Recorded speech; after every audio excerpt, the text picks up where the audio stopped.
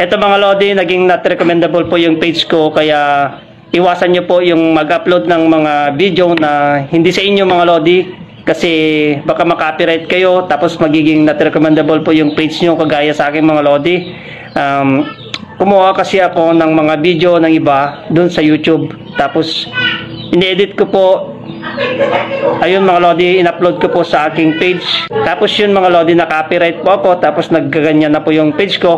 Nag-report na rin ako tungkol dito sa nangyari sa aking page, pero hanggang ngayon wala pa rin nangyayari. 1 month na po yung page ko na not recommendable, pero wala po nangyayari mga Lodi.